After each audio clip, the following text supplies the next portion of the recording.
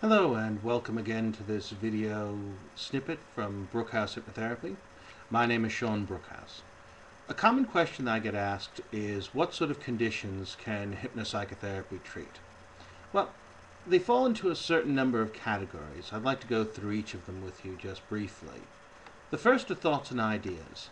Thoughts and ideas can be problematic when they're intrusive, unrealistic, upsetting. Certain kinds of examples of these would be continued thinking that one is suffering from an illness despite medical reassurance, doubting whether a partner is being faithful, thinking negatively rather than seeing the good side of things, wondering whether others are being negatively judgmental. These sorts of thoughts and ideas are particularly useful as far as the treatment of hypnopsychotherapy is concerned. We can help to alleviate these concerns and to work out a better way and a more healthy way for you to be thinking and acting towards your own internal sort of world. We work with phobias. People often experience irrational fears. The object of this fear can be almost anything, but typical examples are things like insects, animals, situations such as going out or in closed spaces or the dark, blood, needles, flight, etc. Also, many people have what's called technically a social phobia. This can be shyness, blushing, lack of confidence with people, etc. Hypnopsychotherapy is particularly useful within ego strengthening and helping a person to rationalize and realize where these fears come from and how best to overcome them. We also work with issues relating to feelings. People can suffer a wide variety of feelings which can be distressing if too severe or too regular.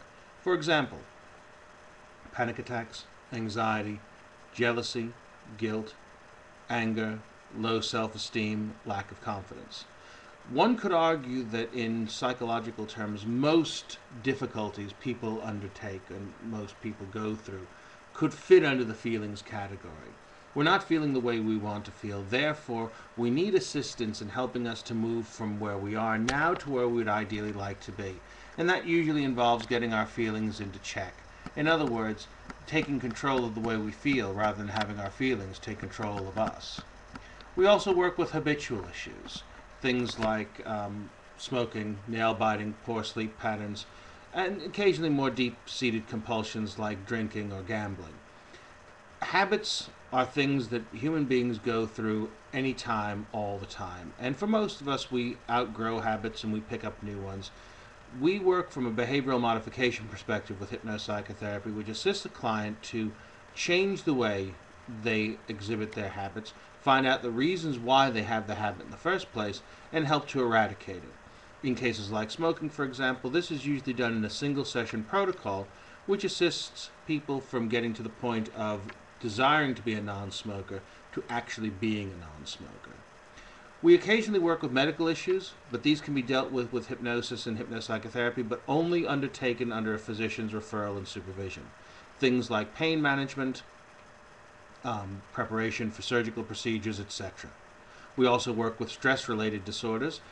Stress is a positive thing, a thing that is necessary for people to experience, but of course anything in too great a quantity is not good for us. On the website you'll find an entire section related to stress management, because obviously we do find that stress is one of the more common ailments, if you will, that people suffer with. And of course we also deal with things like weight control.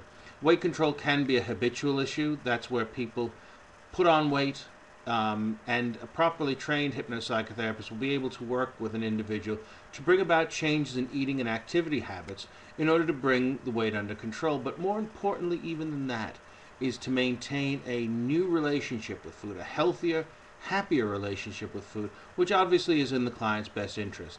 Not so much a diet per se, but the idea of being able to re-rationalize the way you feel about food and to have a more healthy relationship with that. So, these are the sort of things that we work with as a sort of a general rule here at Brookhouse Hypnotherapy. This is not exhaustive as a list, however, and if you have any questions or queries and you'd like to get in touch, please feel free to give me a call on 0161-881-1677 or email me at inquiries@hypno-nlp.com. Thanks for listening, thanks for watching, and I hope you got something from this little clip.